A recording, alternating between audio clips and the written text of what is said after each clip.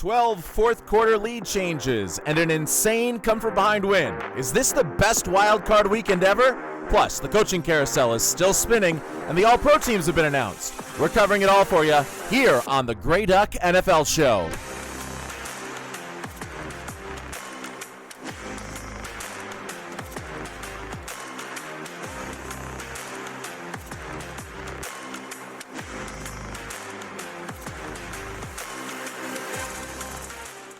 Well, hello everybody, and welcome to the second ever Grey Duck NFL Show. I'm your host, Josh Kolodziejski, and boy, we've got a jam-packed show. We've got to break down some of these NFC, AFC wildcard showdowns, 6 different games, 4 of them going all the way down to the wire, and even the 2 that didn't, providing us with some much-needed information as we head into divisional weekend and into our preview show later this week. But before we get into all of that, we've got to update some of you on our head coaching carousel. Still, 8 head coaching spots remain, and teams are starting to interview. You might remember this last show prior to this one, our first one ever.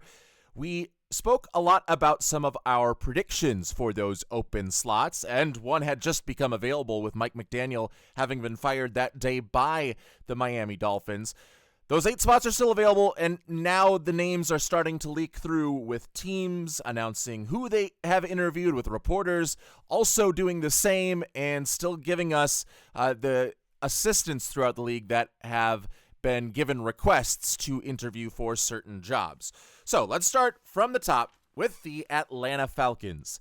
And of course, the Falcons had fired Raheem Morris at the end of the season, despite ending the season pretty well with some big wins, including one that helped the Falcons help their foes get into the playoffs in the Carolina Panthers at the end of the season.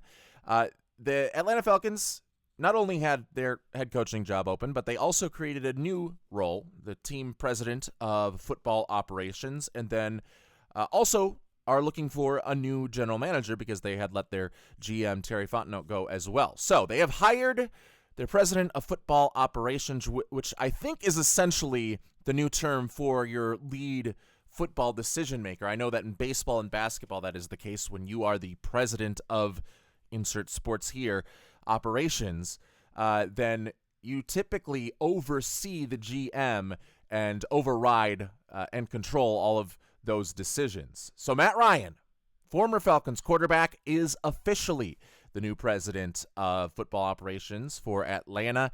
He's going to be their head decision maker. He steps away from his media job with CBS and will focus full-time now on the team that drafted him back in 2008 and the team that he led to a Super Bowl appearance. It'll be fun for Matt Ryan. Now, they are still looking for different general managers who assumedly will work under Matt Ryan and the decisions that he makes. Most notably, Josh Williams of the San Francisco 49ers has been one of the biggest names on the general manager carousel, and they have interviewed him and have not come yet to a final decision, but they will. They've also interviewed the Bears assistant general manager, as well as a couple of other folks in that realm. For the head coach, though, they have completed some interviews, including with Seahawks defensive coordinator Aiden Durd, former Ravens head coach John Harbaugh. You might remember from this last show, that's who we predicted was going to be the next head coach of the Atlanta Falcons.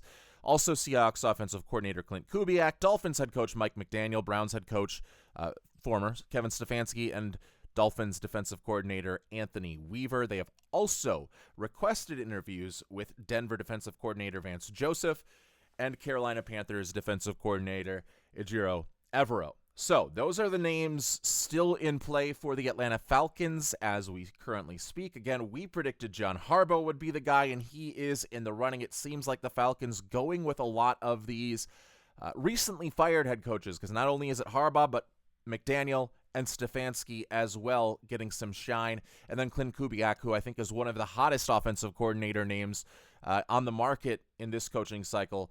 You'll hear his name a lot throughout this segment of the show. He's also getting an interview with Atlanta, among a couple of other players. Moving on to the Baltimore Ravens, who last week fired John Harbaugh, and they are looking for, apparently, some guys with head coaching experience, which is not surprising when you are looking for someone really to just step in and build upon what is already a very good foundation.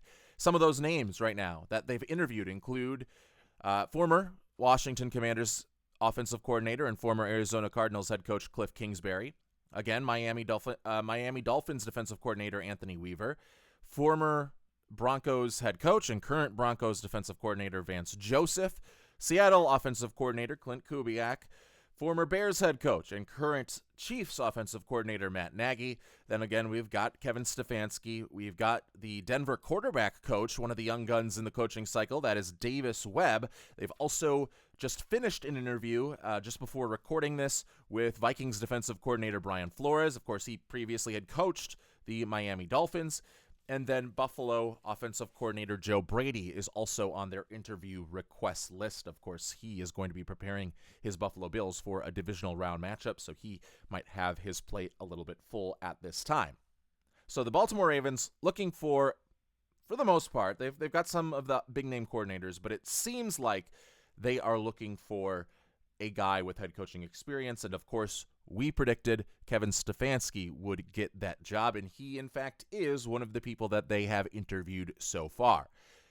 Staying in that division, the Cleveland Browns are looking for their next head coach. They're still with Andrew Berry as their general manager, despite some of the mistakes that he has made in terms of personnel that he has brought in, Deshaun Watson most notably among those.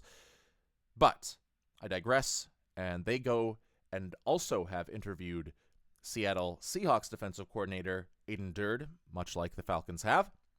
Miami head coach, former Miami head coach Mike McDaniel. Baltimore Ravens offensive coordinator Todd Monken. Cincinnati offensive coordinator Don Pitcher.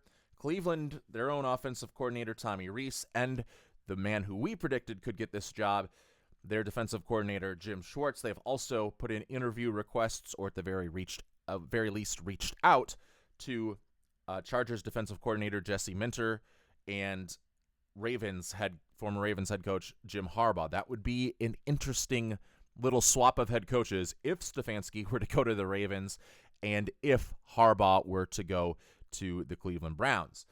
Now, we thought perhaps Jim Schwartz could be the guy that gets the job here in Cleveland, and at the very least, it looks like Cleveland is interviewing both of their top in-house candidates. The reports are that no matter what, the Browns want to keep Jim Schwartz in the organization, so there is a chance that they could promote from within, and through the interviews, it looks like that still is on the table. That is who we picked.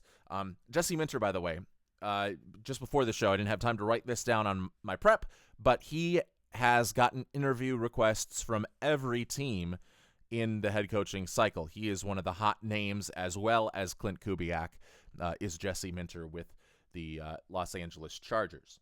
Going on to the Las Vegas Raiders, where Tom Brady, of course, probably the one making the call, along with John Spytek, who was a hand-picked guy from Tom Brady to be that general manager for Las Vegas.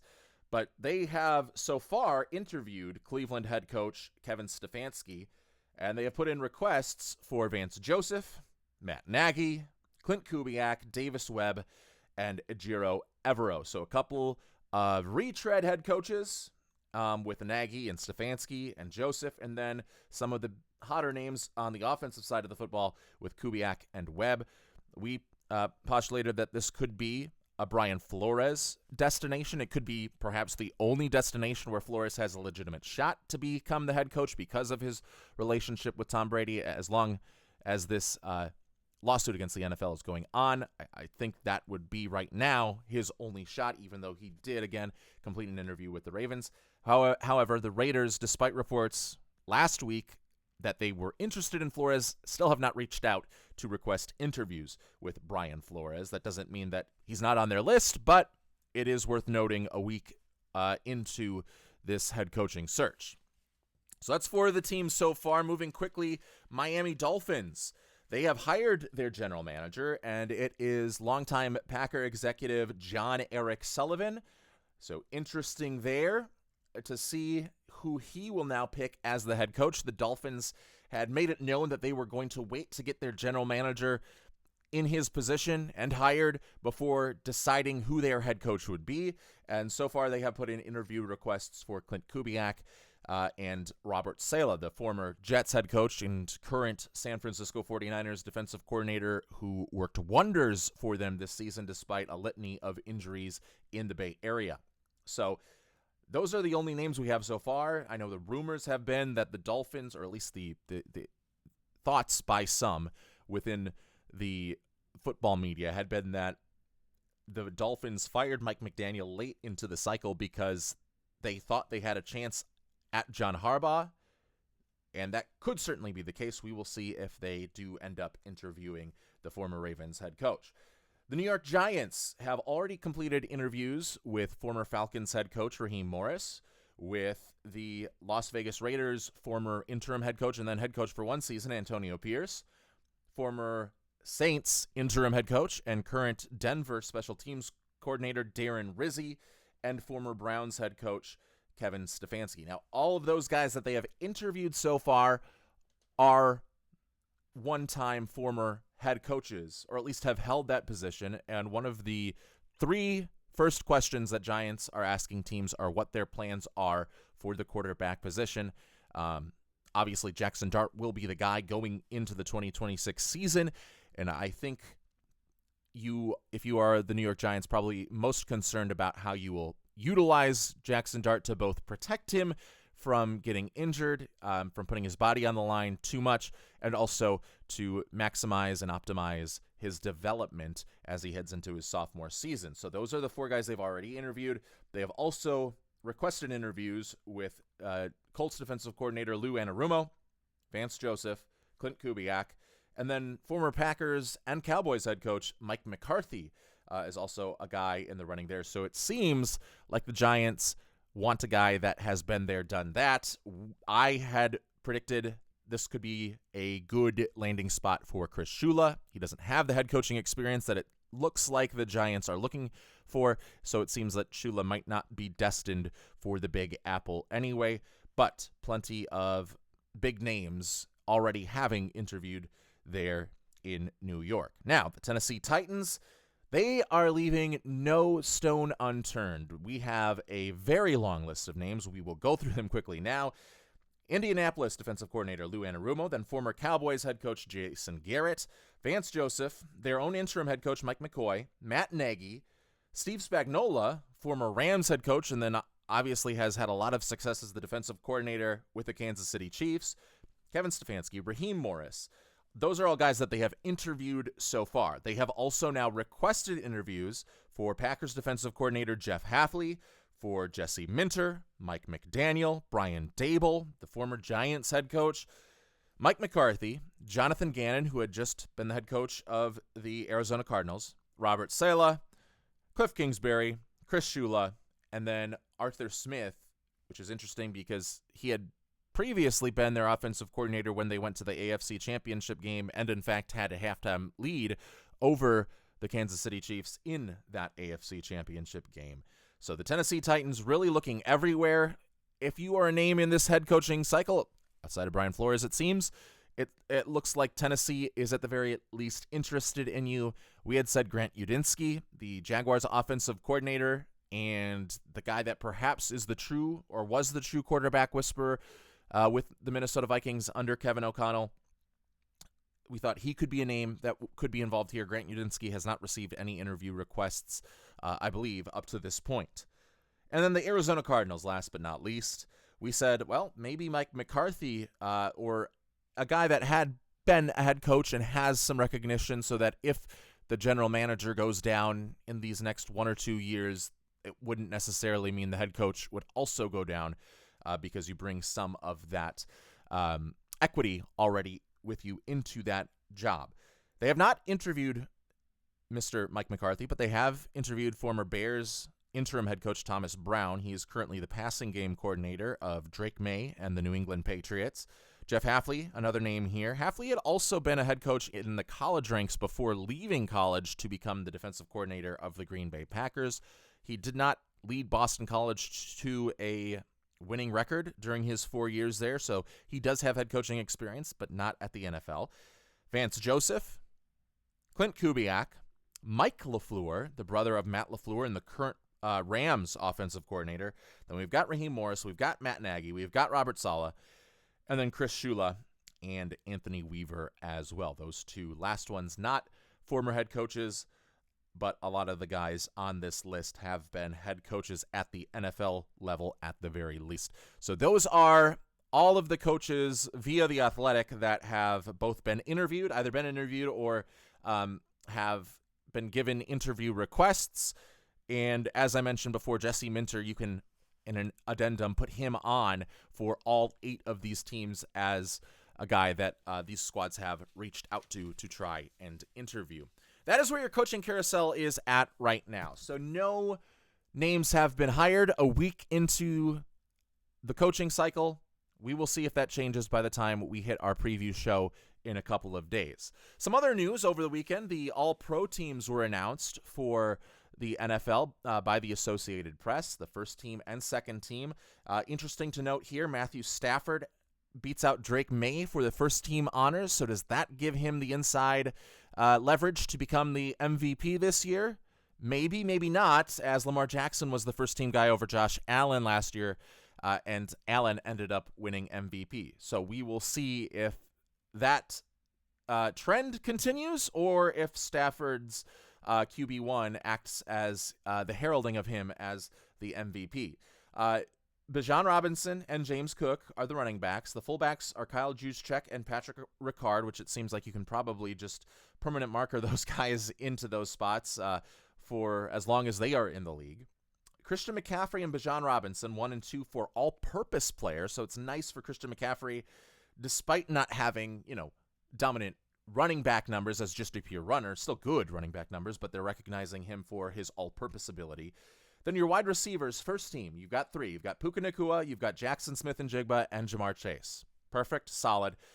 George Pickens, Amon-Ra St. Brown, and Chris Olave are the second team. And Olave ended the season really, really well. He wasn't really on the same page with Spencer Rattler. Completely different story with Tyler Shook. So the voters recognizing that second half surge by Chris Olave and selecting him over probably some other guys that in the first half of the season would have been the hotter names there. Then tight end, Trey McBride, who set the NFL record for most tight end receptions.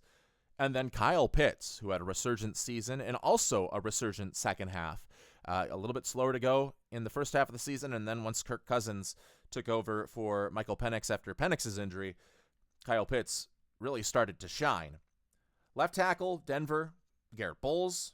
We'll go left to right on the first team. It's Bowles, then Joe Thuney of the Chicago Bears, Creed Humphrey of the Chiefs, Quinn Miners of the Broncos, and Penei Sewell of the Detroit Lions. Second team, it'll be Trent Williams, Quentin Nelson, Aaron Brewer, Chris Lindstrom, and Darnell Wright. So that Bears offensive line, the Chiefs offensive line, and the Broncos offensive line all getting some love with those picks. You've got 3 first-team edge rushers. No surprise here. Myles Garrett breaks the sack record. Micah Parsons, despite the injury, was very, very productive before getting injured.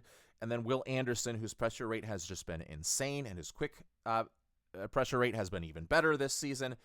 And the second team edge rushers are Brian Burns, Danielle Hunter, and Aiden Hutchinson. Now your interior defensive linemen, first team Jeffrey Simmons of Tennessee, and then another Broncos guy, Zachary Allen, who has had a phenomenal season. It has allowed Nick Benito to really be free to rush the passer on basically every single set. So I'm a little bit surprised that Nick Benito was not one of the guys to make the second team at the very least as an edge rusher. His numbers have been fantastic this season.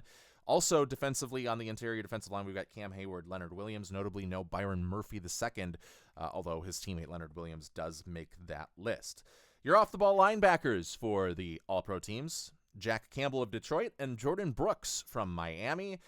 And Devin Lloyd misses out on the first team. I thought he probably was the best inside linebacker so far this season. He did everything in coverage and against the run, but he did miss some time with injury, so that relegates him down to the second team. And then Ernest Jones also getting a second team off-ball linebacker spot. Your outside corners, Derek Stingley of Houston and Quinyon Mitchell with Philadelphia, are your first-team guys. Then Patrick Surtain probably should be a first-team guy, but you've already got a lot of Broncos on there. Maybe that was the thought process of some of the voters. And Devon Witherspoon of Seattle. Your slot cornerbacks are Cooper DeJean, and then safety, Derwin James of the Los Angeles Chargers. And finally, we will get into your two deep safeties. Kyle Hamilton, Kevin Byard are number one, and then Xavier McKinney and Jesse Bates, along with Hufanga from Denver, getting in at number two. So you can see why Denver was able to get the number one seed. It is because of the offensive line and then just dominant players all along that defense. We won't go into the kickers or into the special teamers too much, but Will Reichard beats out Brandon Aubrey, the Vikings kicker who had an outstanding season. For the first team spot, Brandon Aubrey falls in at number two. And then Kamire Dike, the rookie from Tennessee, ends up getting that number one punt returner spot on the All-Pro team as well. So what do you think about that? You can leave your opinions on the All-Pro teams from the Associated Press. I think for our next show, as well as updating you on the head coaching cycle, I will also give my All-Pro team, and we can see how that differs from the one given by the Associated Press. But let's get into the meat and potatoes of this show, and that is recapping the divisional round, or the wild card round, of the NFL playoffs. An eventful weekend. We mentioned at the top there were 12 fourth quarter lead changes. And in fact, in the first three games, chronologically, of the playoff wildcard slate, the team that was leading at the 2-minute warning did not end up winning the game. So you've got late scores, you've got lead changes throughout the fourth quarter, you've got close games, and really probably the best wild card weekend that we've ever seen. I don't think you can ask for much more drama. And yeah, the last two games were kind of stinkers, but those first four are doing a tremendous amount of the heavy lifting here. I think can put you. I mean, we had a 2005 wild card weekend that kicked us off once with Tampa Bay and Washington going head to head, with Chris Sims and a broken down at that point Mark Brunell, not the Jaguars Mark Brunell, who was a Pro Bowl player, but a journeyman at this point, Mark Brunell, going head to head, both teams going under 200 total yards of offense in one of the most boring wild card rounds of all time. The games that followed were probably better, but none of them were particularly close, and the one that we thought in 2005 could have been close was a Bengals versus Steelers matchup where the new hot quarterback was Carson Palmer. He gets injured in the first quarter and never plays again until the 2006 season. So that is some of the ghosts of Wild Card Weekend past. 2015, the Chiefs and the Texans played, and I believe the Chiefs won 30-0. We've had TJ Yates start games. We've had Connor Cook start games in Wild Card Weekend. That is what this historic slate of games was going up against. And, man, I don't think there's any other Wild Card Weekend in the history of the NFL. You can, if you do think there is, feel free to comment on this. But I can't think of one that was better than the one that featured the 12 fourth quarter lead changes this past weekend. And we'll get it started on Saturday, where the Los Angeles Rams win a thriller against the Carolina Panthers. And I know the Panthers beat them about a month ago in the regular season, but I don't think most of us were expecting it to be that close this time.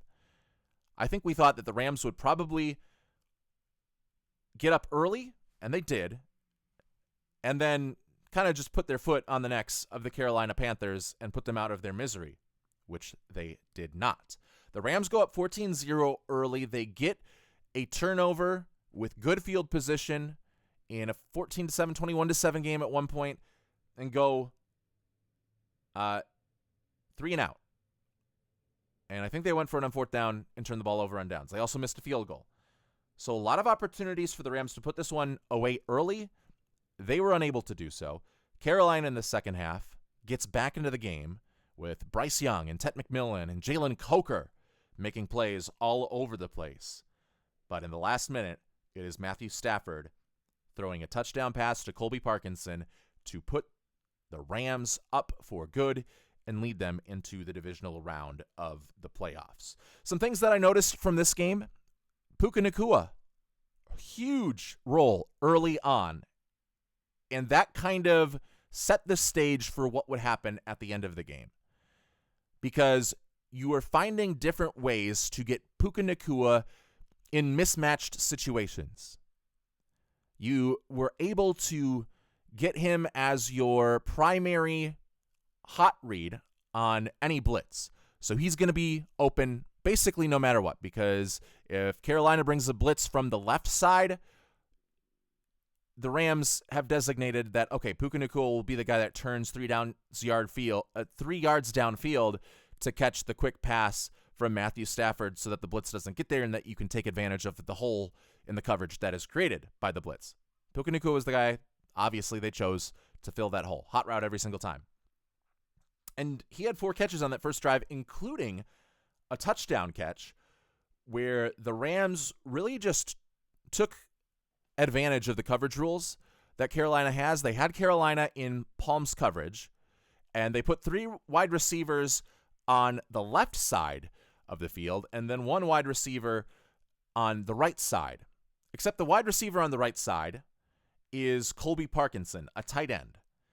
And in Palms coverage, if you're going up against a trips set, then the cornerback who is aligned with the side of the field that has just the 1 wide receiver, and again, this was Colby Parkinson in this case, he is responsible to just man him up no matter what. So he is not matching coverage anywhere else to try and help with any other mismatches. He is just going one-on-one with the outermost wide receiver on that weak side of the field.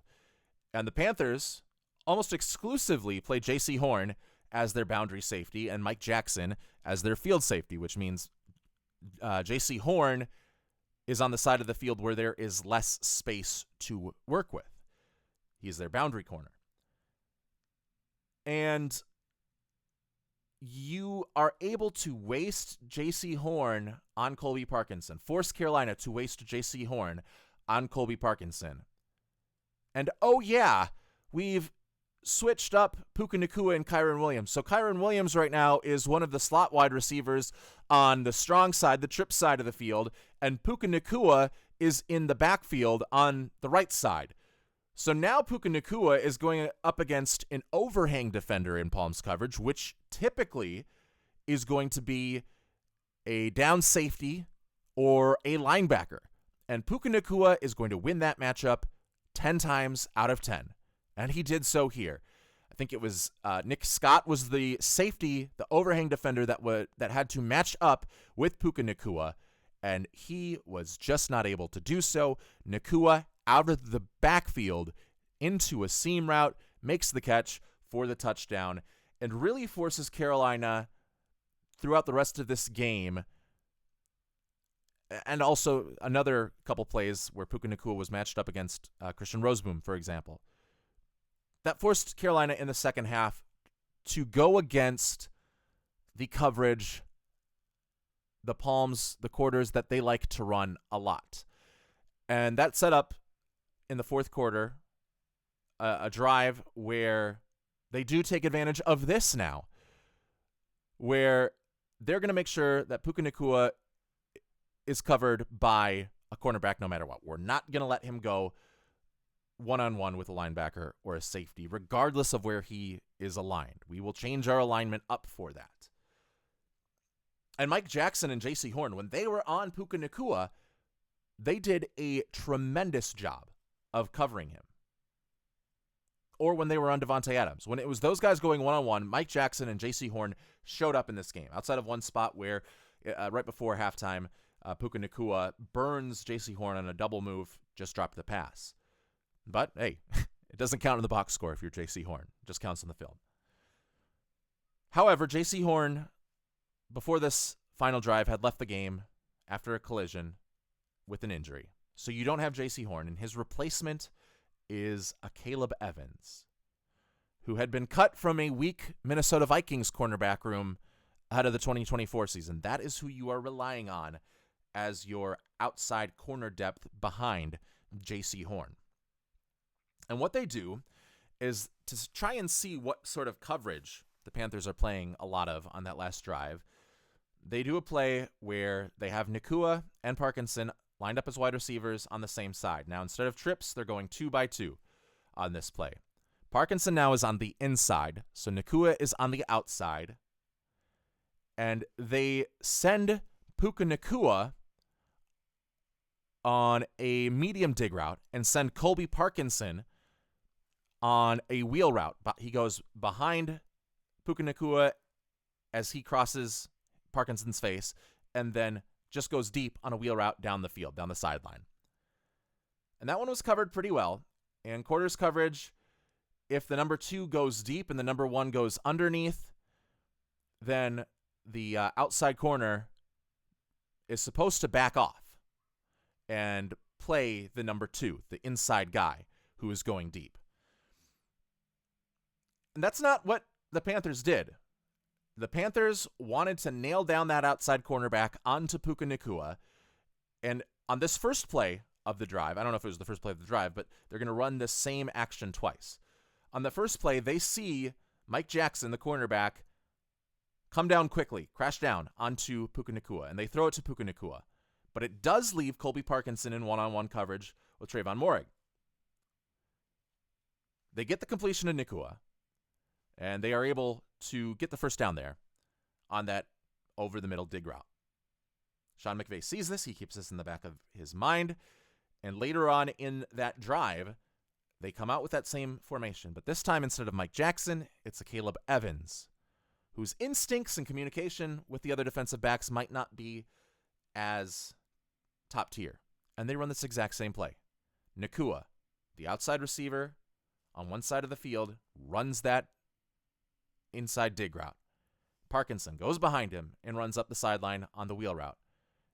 And Caleb Evans is supposed to stay deep to help with number 2 going deep into the outside.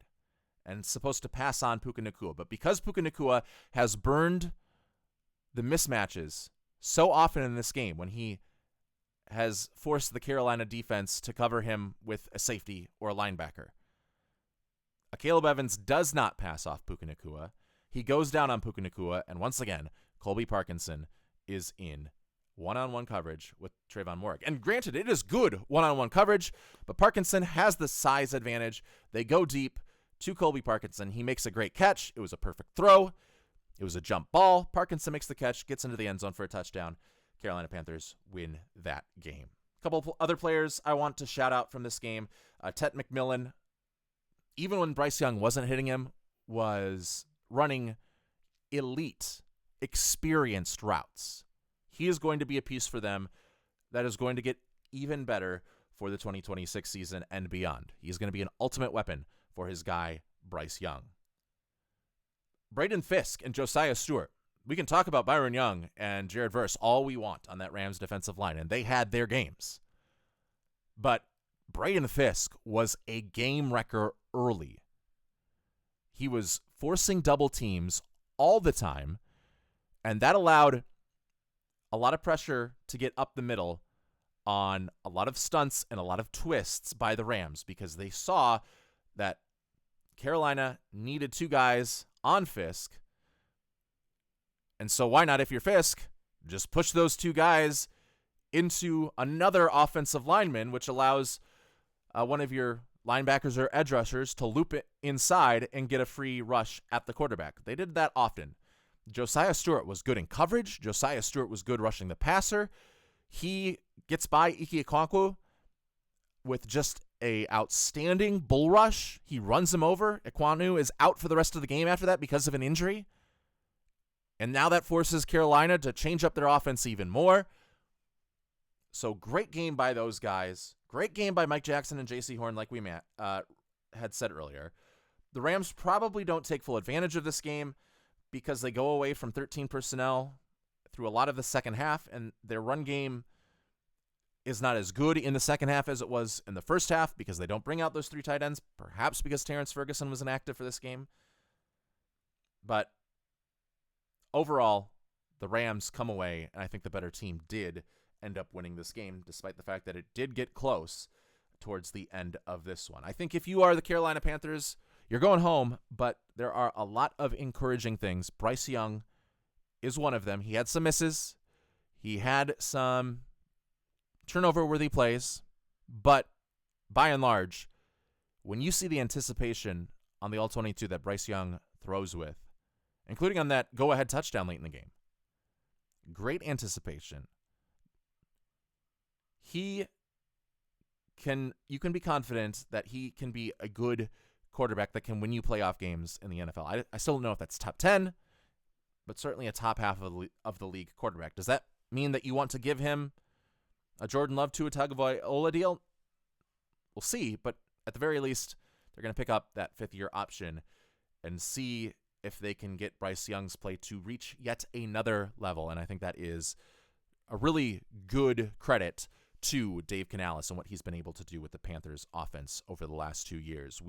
Where the first 2 weeks of his tenure, Bryce Young looked like he did not belong in the NFL, not even as a backup or a third-string guy. The turnaround that he has put into Bryce Young and the work that Bryce Young has put in to help that turnaround has been incredible.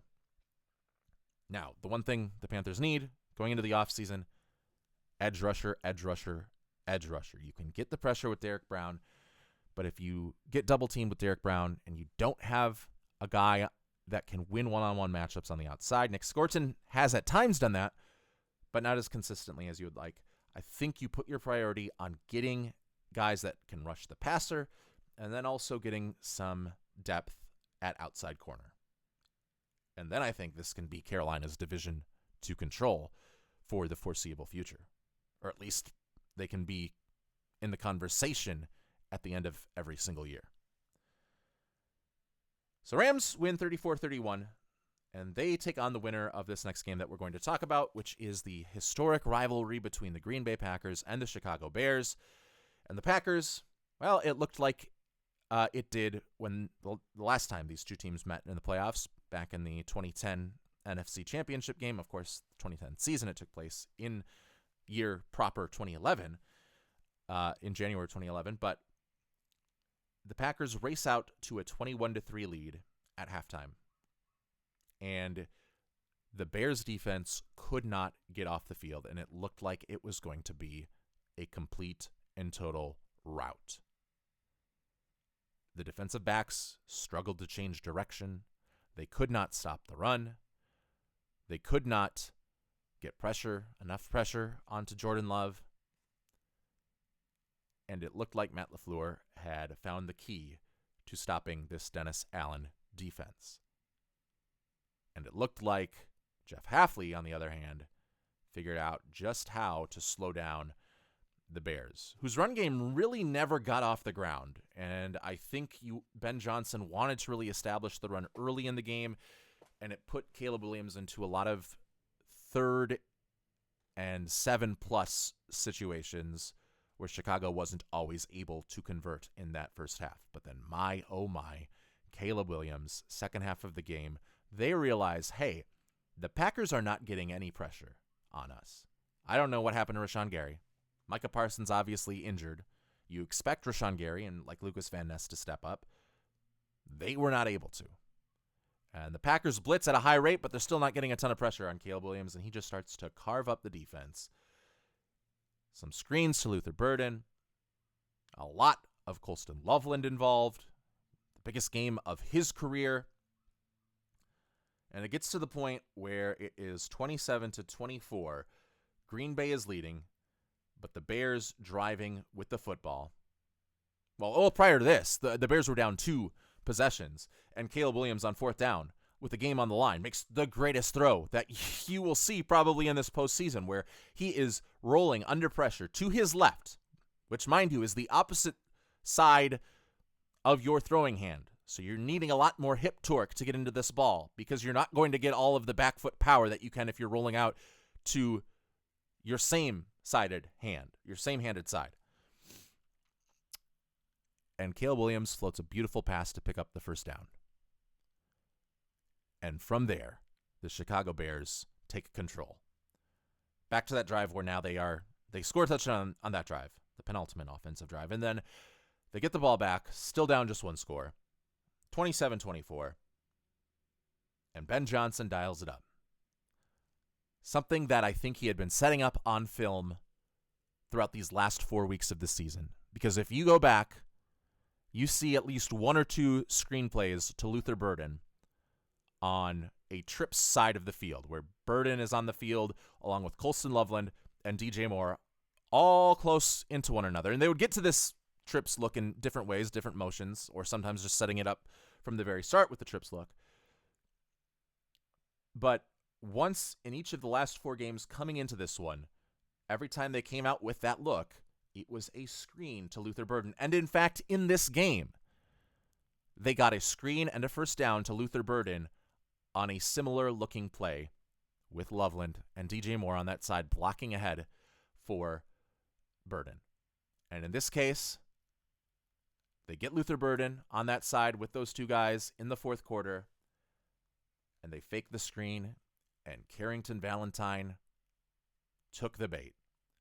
He crashes in on the pump fake, and DJ Moore on the slot fade, instead of blocking this time, he runs right by him, wide open, touchdown. Bears go on top. They overcome the 21-3 deficit.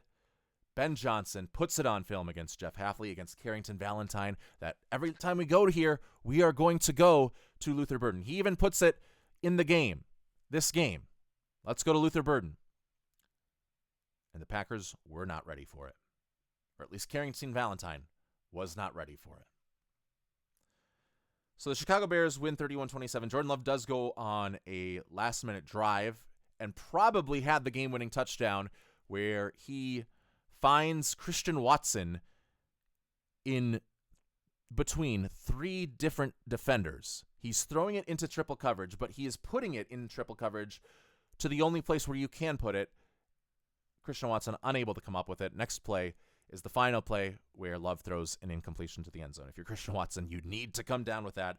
So the Bears move on. They will take on the Los Angeles Rams. And if you are the Green Bay Packers ending your season on a 5-game losing streak, really, I mean, the one thing you can hang your hat on is we didn't have Micah Parsons, and we are a different team without Micah Parsons. So you want to build around that defense. You want to continue to build around Micah Parsons. Matthew Golden had a good game in this one. And really, the receivers and the way that Matt LaFleur likes to use them, you don't need to have a dominant number one guy. Jordan Love still had the most efficient passing game this season, or this playoffs. Out of all of those wildcard games, he had the best game in terms of EPA per play out of any other quarterback. And he's doing that despite not having a true number one wide receiver. You don't need that in your offense. You want to build around Micah Parsons, get him a guy that can also help create pressure, because it looks like Rashawn Gary is not the answer. It looks like Lucas Van Ness is not the answer. Hope that Micah Parsons gets healthy quickly and then run it back with a big investment into your defense this offseason. And probably also some investments along the offensive line, although the choices that they have made along the offensive line have been questionable throughout the last couple of years. Jordan Morgan doesn't look like he's going to be an answer. Anthony Becton, the North Carolina State guy, the rookie, doesn't look like he's going to be the answer. Zach Tom wasn't able to play in this game. And then Elton Jenkins has just, he's played every single position along that offensive line and has not really found a home. He's been good at all of them, but he has not found a place where he can be confident he will be that guy throughout the rest of his career. He will be in that spot throughout the rest of his career. And so he's needed to change up footwork and all that. Get the offensive line solidified, and then get someone you can pair up with Micah Parsons, whether that be an interior havoc wrecker or another edge rusher on the opposite side. And then I think you've got perhaps a Super Bowl contender next year. This all, of course, is predicated on the idea that you do not make the dumbest decision alive and fire Matt LaFleur. I was listening because I'm a sadist, in football terms at least, not a sadist in any other sense. But because I'm a football sadist and I am a Vikings fan, I love when the Packers lose. It is our Super Bowl. Packers fans will come at jabs at the Vikings fans and say, oh, this was your Super Bowl. You are absolutely 100% right. This is our Super Bowl, and God damn it, we fucking love it. I will take that Super Bowl. We win the Super Bowl every single year. Great. So I relish this moment every single season when the Packers' year has finally come to an end and I get to go on to whatever radio app I'm using and hit up the local lines, the local feed rather, and just listen to the Packers fans bitch and moan about what had happened and make the absolute dumbest ideas for the team. And in this case, it was the radio host making the dumbest ideas for this team. You need to fire Matt LaFleur is what they are saying. And if you fire Matt LaFleur,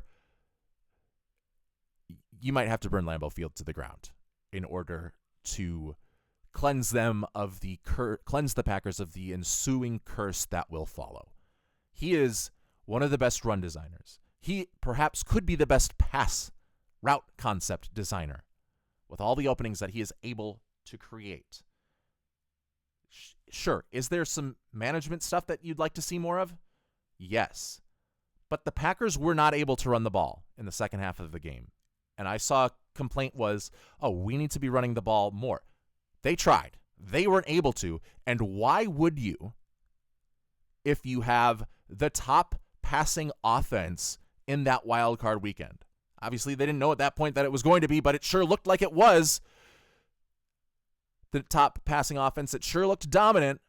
Why would you go away from that? In fact, when they were running the ball on those first couple of drives, early down situations, that's when they were giving the ball quickly back to the Chicago Bears.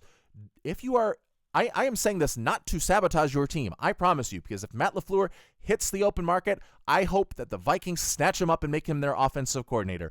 Do not, Green Bay, fire Matt LaFleur, or else you can kiss that Super Bowl window completely goodbye.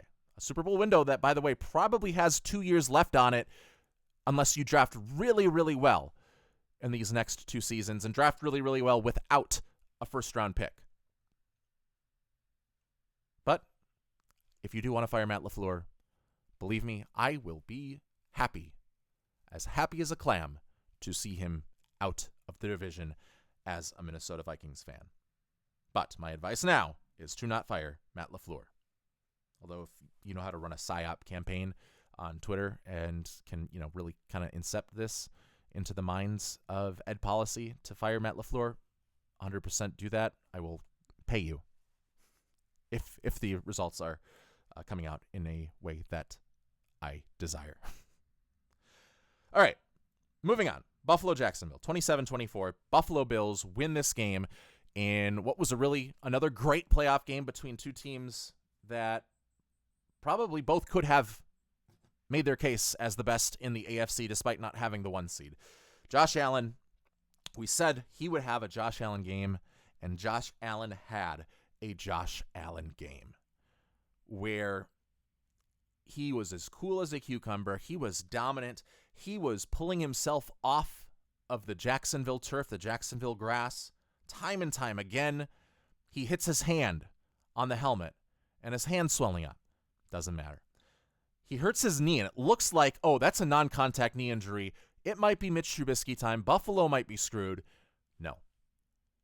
It's Josh Allen going through the pain and putting on a performance, while not statistically for the ages. I don't think the stats would, out of the box score, jump out at you. It was still a performance for the ages nonetheless. Not only through his physical demeanor, his physical prowess, and his ability to get through all of that pain, to still deliver on-time throws, and to still be willing and able to get pushes in the ground game as a runner. He was willing to do all of that, but he was also at the line of scrimmage making 2 key decisions that helped Buffalo win this game. So at one time, the Bills are losing. I believe at this point it was 20-17 in the fourth quarter. And they are in the red zone. And similarly to the Chicago Bears, where they run the fake screen and then just throw the wheel deep downfield, they're going to run this play as well. And in this instance, it was Josh Allen coming to the line and checking to that play. And they throw a touchdown this time to Dalton Kincaid. Now, Greg Newsome probably blew the coverage a little bit more than he was supposed to. Devin Lloyd was passing off Dalton Kincaid to Greg Newsome, and they were playing palms. So Newsome on the outside, his responsibility is if that number 2 guy goes deep to follow him and to latch onto him, and he did not. So Kincaid gets over the top. Newsome with some pretty good recovery speed, but by that time, Kincaid had caught the football a bit more contested than DJ Moore had to catch his at Soldier Field for his game winner. But all credit to Jacksonville and Trevor Lawrence. They slice and dice their way down the field, and they hit Parker Washington for a touchdown to go ahead. And the Otis is back on Josh Allen, and this is another game where under 2 minutes to go, the Jacksonville Jaguars have the lead. But it was Josh Allen time once again. Line of scrimmage. He reads the defense. He realizes Greg Newsome has really struggled to be in the right spot. And perhaps this is on Anthony Campanile, but also perhaps it is on the Jaguars front office for deciding to trade away a player that really had known the system and had experienced the system that Jaguars run and had known their coverage schemes, and trading for Greg Newsome, who did not have as much experience. Both of those guys, you can make the argument that it was a good deal for both of those teams, where Greg Newsome is a little bit younger despite not having as much time left on his contract.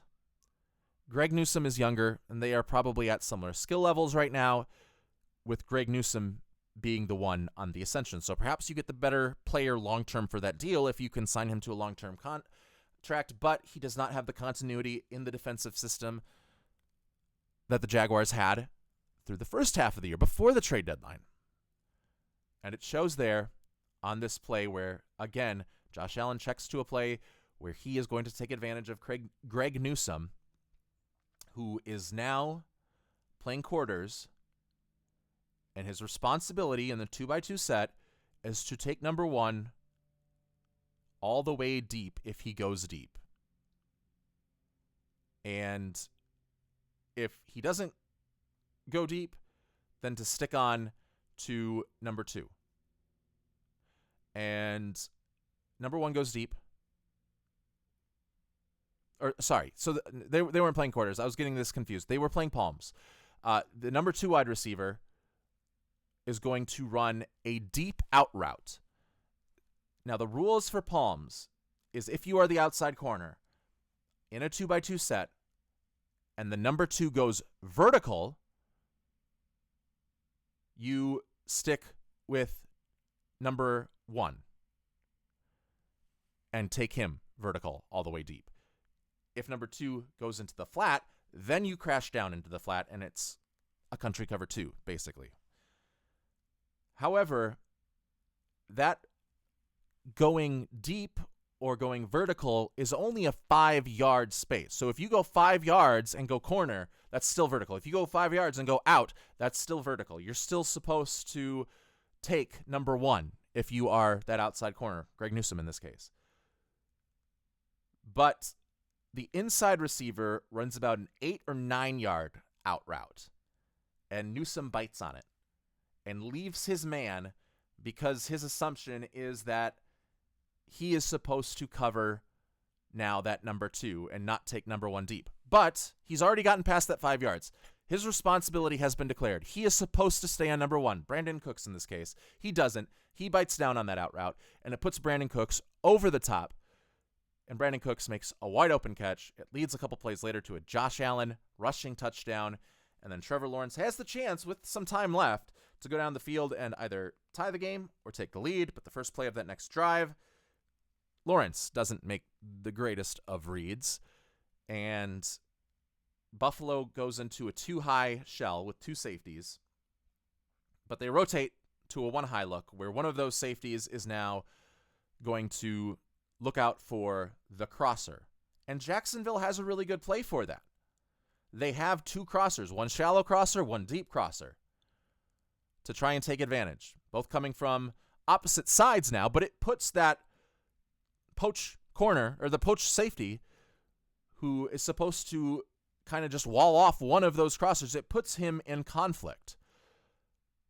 And Trevor Lawrence makes the wrong read because he throws it to a well-covered Jakobi Meyers, who probably still should have made the catch, instead of a crosser that was coming open behind, wide open, behind the down-playing safety Cole Bishop. Cole Bishop was the guy that was robbing the crosser. He decides to go shallow. And actually, really before the play, he was kind of in no man's land. But because Jakobi Meyers was so well covered in man coverage, Trevor Lawrence probably still should not have thrown that underneath crosser and instead should have gone with the deep crosser to Parker Washington. That might have been a touchdown. It might have given Buffalo another chance to go down and win the game, but it would have put Jacksonville on top. It certainly would have gotten them into field goal range at the very least. Instead, he throws it to Jakobi Meyers on that underneath crosser, off of Meyers' hands. Davius White also making a good play to break it up, but then it bounces into the air. Cole Bishop intercepts it, and the Buffalo Bills hold on for the 27-24 win. Great job for Buffalo. They move on, Josh Allen's first road playoff win, and the Bills will take on the Denver Broncos in the playoffs for the second year in a row. Now, I still think the future is extremely, extremely bright for this Jacksonville Jaguars team. This very well, had the teams been seeded a little bit differently, could have been an AFC championship game. If you would have told me both of these teams made it to the AFC championship based on different paths where they don't have to interact with one another beforehand, I would have said, yeah, probably. But it's a first-round exit for the Jaguars. However, hold your head up. They really can hold their head up. They can listen to that reporter and hold their head up because they have a head coach. It looks like Trevor Lawrence, for the most part, has it figured out. And that wide receiver crew, once it gets Travis Hunter back, and once it gets Greg Newsome, the cornerbacks, get Greg Newsome in for a whole offseason if they do decide to re-sign him.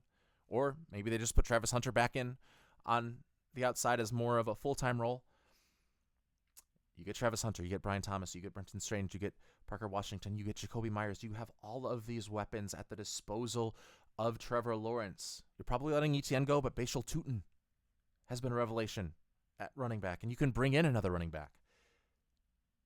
I think this is a perennial playoff team, the Jacksonville Jaguars. I think they have joined the likes of Buffalo and Baltimore and Kansas City on more normal years as teams that you can probably expect to be in the postseason year in and year out, outside of some fluke seasons.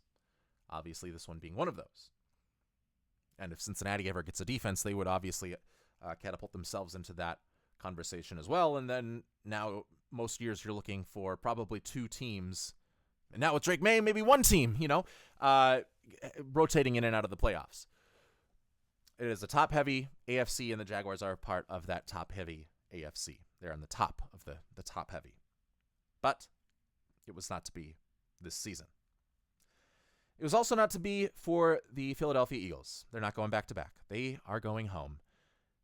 And to which everyone in the NFL world outside of a 15-mile radius of the city center of Philadelphia, everybody else is ecstatic that we don't have to deal with Nick Sirianni. We don't have to deal with their rabid fan base. We don't have to deal with, is Jalen Hurts an elite quarterback? Folks, he is not. Jalen Hurts faced almost no pressure in this game and was not able to read a San Francisco defense that was starting linebacker 5 and linebacker 6 in the middle. Jalen Hurts was unable to do anything with that. And once the 49ers locked down the run game in the second, third, and fourth quarter, the Philadelphia offense could get nothing going for it. And that is both a bad thing for Kevin Petula, and it is also a bad thing for Jalen Hurts. I do not think he is an elite quarterback. I think he got carried by an elite defense last year, elite wide receivers, and an elite running back to get to the Super Bowl. I think we will look at Jalen Hurts in the future as we look at Joe Flacco, Super Bowl winning quarterback. Not Trent Dilfer, not that bad, but guys like Joe Flacco, Brad Johnson, Rich Gannon, if he had one. Good quarterbacks, top half of the NFL quarterbacks, but not elite quarterbacks. Quarterbacks that you need everything else to go right in order for you to get to a Super Bowl, and that's what happened last year for Philadelphia, and they would need it again to all happen in that way for Philadelphia to try and win another one. But this year, not to be, and that is because the San Francisco 49ers, under Robert Saleh, under Kyle Shanahan, are putting up masterclasses each and every week. Kyle Shanahan, we'll talk about his offensive play calls, but just what Robert Saleh was able to do with Eric Kendricks, former All-Pro linebacker, but we're talking former as in over half a decade ago when he was at his peak. A guy that was not on a team at the end of November in Eric Kendricks. He ends up batting away a fourth down pass in the red zone to seal the game for the San Francisco 49ers. Right personnel, right guy, right time. Saleh able to make it work with nothing against the defending Super Bowl champs. If that's not the case for Robert Saleh to become a head coach again very, very quickly, I don't know what is. Obviously, Kevin Stefanski would not like that. Now, despite all of that, despite the defense overperforming at an incredible rate, it was still the offense in the fourth quarter needing to come up with a big play, and they did twice. And they were brilliant play calls by Kyle Shanahan, who had them both in his back pocket. First play, fourth quarter. They go with this somewhat Philly special sort of play where they do the double reverse wide receiver pass, and Reed Blankenship has no idea what's going on and lets Christian McCaffrey get past him. And you're also not expecting the double reverse wide receiver pass in this situation because typically that's going to be in a shotgun formation, because if the quarterback takes the snap under center, he is not an eligible receiver. If he takes it from shotgun, he is an eligible receiver and can be one of those options. So because Brock Purdy was under center, you're not thinking, oh, if it is a double reverse, that they're going to pass it. Because Brock Purdy can't be one of those intended receivers, and now you only have 3 eligible receivers on the play because you have no Brock Purdy, so that crosses out 1 eligible receiver, and then you also don't have the guy who's throwing the football, Juwan Jennings. He obviously cannot be an eligible, he is an eligible receiver technically, but he's not one of the guys going down the field that you have to cover. So they go this double reverse. They go Robinson to Jennings, and Jennings with Christian McCaffrey open because Blankenship bid up on the double reverse, hits McCaffrey for the touchdown. Also, good acting job by Juwan Jennings because he gets the handoff and he starts running it with the ball under his arm like he is going to be a runner right away, so that there's no thought that he is going to throw this football. But he does. A lot of times when you see that double reverse, those guys keep that ball in one hand or in 2 hands like they are a quarterback if they are supposed to pass the football. Here, he had it in his arm. He had it cradled for a long time, and it allowed Christian McCaffrey to get open for a go-ahead touchdown. Philadelphia comes back. They take the lead. And then, once again, San Francisco gets down into the red zone. Brock Purdy gets them down there with 3 minutes left. Brock Purdy, who had an up-and-down game throughout, but he gets them down there. And another brilliant play call by Kyle Shanahan, where he decides to run mesh traffic running back, but with a tag that the running back is going to run a Texas route. And basically what this means is you are going to move in this mesh traffic running back play. Kansas City did this to seal their game against Buffalo in the AFC Championship game last year, where they bring all the wide receivers to one side of the field and leak the running back out to the opposite side, because those wide receivers in man coverage are going to have their cornerbacks follow them to the other side of the field. And then the running back who's going to be against a linebacker or safety from the backfield can get quickly to the outside, because that linebacker has to now go through 2 or 3 wide receivers and 2 or 3 cornerbacks and maneuver through all of that traffic. So it usually allows an open running back in the flat. So that is what this play is set up as. where they bring two crossers from the left side of the field. They leak Christian McCaffrey out that way, but they allow Nakobe Dean, the guy who is covering Christian McCaffrey, to kind of get a free release so that he can follow him and then quickly get the outside leverage on McCaffrey to what he assumes is an attempt to get it to McCaffrey in the flat. Instead, it's a Texas route where McCaffrey, who executes the route perfectly, does not go to the flat all the way. He quickly turns, cuts back towards the middle of the field, where Nakobe Dean would have been the only defender. Could have been even a choice route, where McCaffrey was going to go wherever, with whatever leverage he had. In this case, he had the inside leverage. Whatever the case is, he goes on the Texas route. He gets the catch, wide open, touchdown once again. Christian McCaffrey putting San Francisco on his back and saying, we're going to the divisional round. Good in the run game, good in the pass game. Phenomenal game by him. Phenomenal play calling by Kyle Shanahan. That go-ahead touchdown gives San Francisco the win when Eric Kendricks, as we mentioned earlier, deflects the Jalen Hurts fourth down pass, and the San Francisco 49ers are going on to the next round. A.J. Brown and Nick Sirianni have a little bit of a blow-up in this game. I don't know if A.J. Brown is going to be long for Philadelphia. We've been saying that for the last 2 years. Did it all come to a head in that game? I don't know, but I think there is a chance that A.J. Brown is not back and that Philadelphia is looking for a wide receiver in free agency or this draft to pair with Devontae Smith and make Devontae Smith now their clear-cut number one. A.J. Brown did not help his case when he had a couple of drops in this game as well.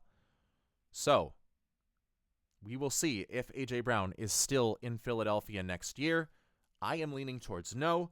I am leaning even further towards no that Kevin Petula will not be back in Philadelphia next season because of how stagnant this offense has become with playmakers like Saquon Barkley, A.J. Brown, and Devontae Smith. And some of that is on Jalen Hurts and what we talked about earlier and his difficulty in reading a full field. But some of it is also on the play calling and blocking that has not worked. I do not expect Kevin Petula to be back with Philadelphia next year. In fact, I expect by the time I am done recording this podcast that he is out of Philadelphia. We will see if that is the case. 2 more games left to talk about. The Los Angeles Chargers and the New England Patriots. These two are the stinkers that we talked about. New England wins 16-3 in what really was just a dominant performance by both of these defenses, but New England was just a little bit better, and Los Angeles' offensive line was just a little bit worse. The Chargers really kept Drake Maye and New England's offense in check like I thought they would because they limited the explosives that New England was able to run. They forced them to drive down the field more, and that forced more punts or more field goal drives instead of touchdown drives in this game. However, I did not expect the Chargers' offensive line, despite knowing it was inept, I did not expect it to look as inept as it did, where Justin Herbert had no time to throw the football. And there were blitzes that New England would bring and simulated pressures that New England would bring that would have the offensive line of Los Angeles all out of sorts. And Justin Herbert, even when he did have time, wasn't always seeing the field well because he was a little bit more rattled early in that one. And they just were never able to get any sort of offense going, were the Chargers. And it was a dominant performance by the Patriots defense. And then Drake Maye just made more plays. Despite feeling similar amounts of pressure, he made more plays, including a pitch-perfect touchdown pass to Hunter Henry late in this game that really put it away. It was 9-3 at the time. It makes it 16-3. It was the only touchdown either team scored in this game. And it was Hunter Henry getting revenge on his old team, I guess. But Drake Maye making the throw that we've seen Drake Maye make all season. So you've seen the 2 MVP candidates make those plays in this game, or in these games, with Matthew Stafford in his win and Drake Maye in his win. But man, oh man, do the Los Angeles Chargers need a new offensive coordinator. And it's a late Christmas present for Chargers fans because before recording this podcast, Greg Roman was fired by the Los Angeles Chargers.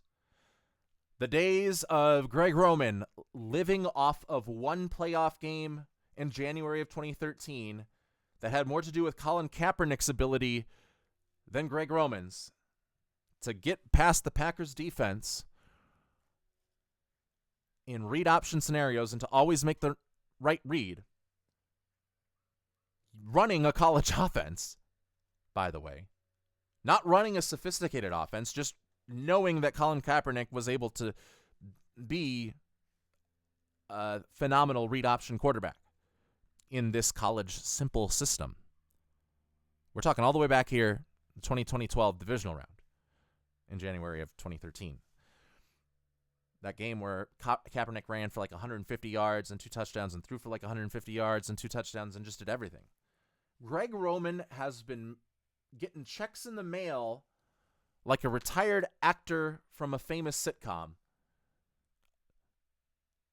from that game alone, and now he is finally gone. It was 4th and 9, and granted, the Chargers were not going to win this game at this point, but if they were, they needed to convert on this 4th and 9 late in the game down 2 possessions.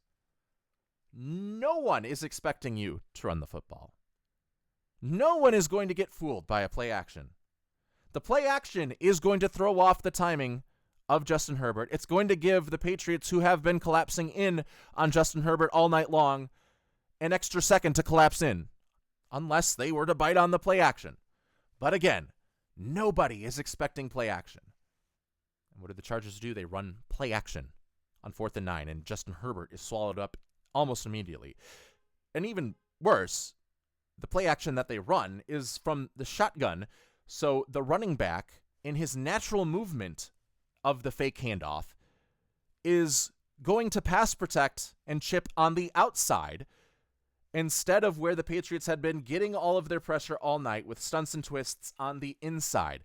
If you're at least going from a under center play action, that running back can eat up that block and take care of it for you, or at least be a roadblock for an extra millisecond to get Justin Herbert some time. But no, it is play action, and even worse, it's play action from the shotgun so that there is no inside help on the pass protection once they get past the center or guard who they had been getting past all night.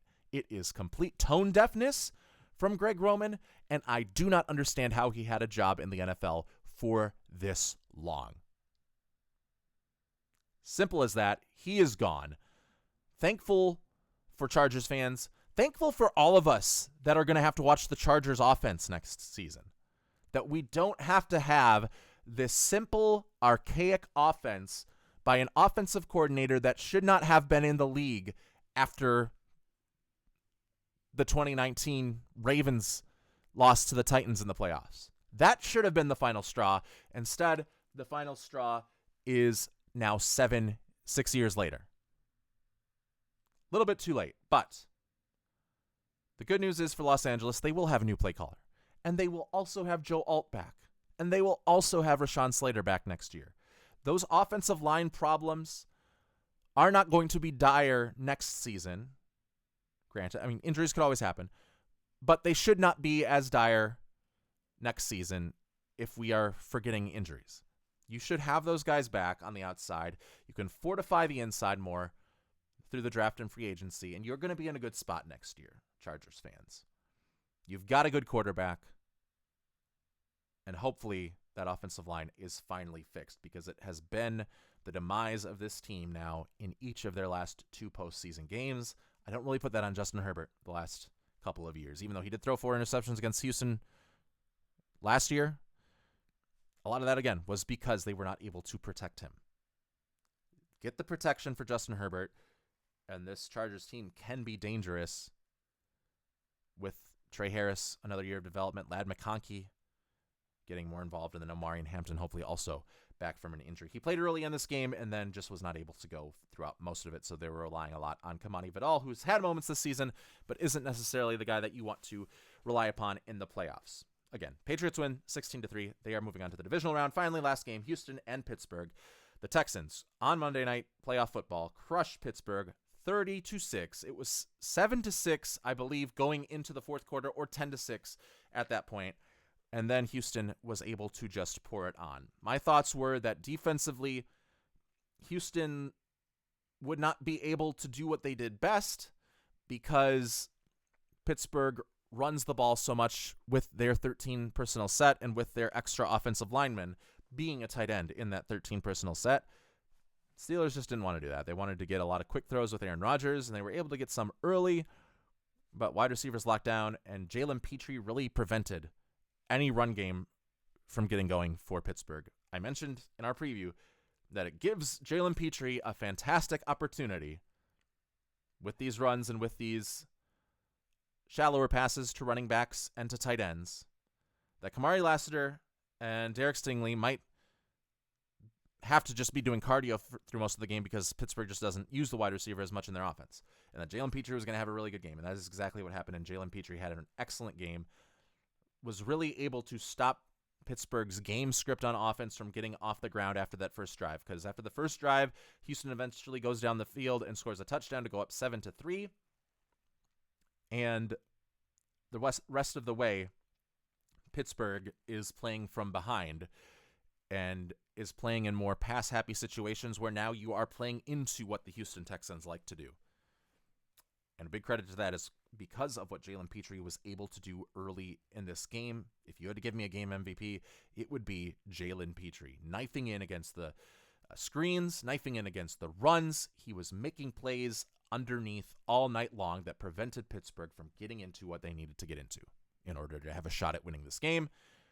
And then Houston, complete advantage of a middling Pittsburgh offensive line. They blitzed on less than 10% of their rushes in that game and still got the higher pressure rate out of any other team in the NFL because Danielle Hunter, Will Anderson, Danico Autry, Sheldon Little, all of those guys just so dominant. And they get 2 defensive touchdowns. C.J. Stroud does not have his best game. He, in fact, has, I think, 2 lost fumbles, 4 fumbles total, also an interception. But it didn't matter because the defense was able to get the job done by scoring those touchdowns. Again, 14 of those points coming from the defense, including the last play, perhaps, of Aaron Rodgers' career, which, again, going back to the football sadism, is something that I, as a Vikings fan, having been tormented for years by Aaron Rodgers in that division, could not have been happier to see, at least as a silver lining to my Viking fandom, even though he probably ultimately has the last laugh in the Aaron Rodgers versus Vikings discourse. But at least as a final hurrah, his last pass in the NFL might be a pick six where he completely misses a tackle after throwing the interception and falls out of bounds. That would be the way that I would have loved Aaron Rodgers' career to end, like in 2010 before the Super Bowl, you know? I would have loved it to end right there. Unfortunately, we had to deal with him for another decade and a half, but it might have all come to an end right there. Pittsburgh, it is teardown time, folks. Mike Tomlin, Aaron Rodgers, don't think it's going to be the same team next year. I think this is going to be perhaps the team when we were talking about them in training camp in the summer that has been given the biggest makeover from the prior season. Mike Tomlin has been good, but not good enough anymore. Aaron Rodgers probably is going to retire. If not, I don't trust him to lead the offense anyway to be a good team next year. Get what capital you can from DK Metcalf and rebuild. Whether that is with Mike Tomlin or not, I think you would be fine either way. But for the sake of a clean slate, let's rebuild and kind of move on from this era of Steelers football that has always been good, that has not had downs and has had significantly high peaks, including Super Bowl wins and a Super Bowl loss. But those peaks are in the past, and we are kind of at a plateau point, still high above the ground, but a plateau nonetheless.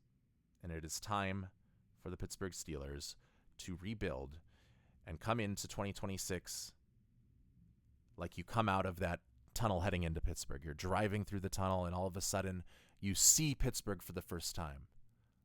That is the vision for the Steelers. Keep us in tunnel vision until you've been able to reveal next season this new Pittsburgh Steelers team. And for Houston, boy, they are dangerous. I think the Pittsburgh Steelers were really the only team that I thought could have an upper hand against Houston in this playoff run, which is why I had them with an early exit in my predictions, but now that they have gotten past that point, this is a Super Bowl contender and might be the team that I pick to go to the Super Bowl from here on out. I still have not made those decisions. You can find out those decisions when we are back recording on Thursday. It should be a good round of divisional football. We've got Los Angeles versus Chicago, San Francisco against Seattle. We've got as well the San Francisco against Seattle, Buffalo against Denver, and Houston against New England, all coming up throughout the rest of this weekend. And we'll also talk about some of the coaching hirings that could have happened at this point. Maybe other coaches are fired. All of that will be coming your way on the next Grey Duck NFL show. Thank you for joining us. I am Josh Kolodziejski, wishing you a fantastic day. Thanks for tuning in.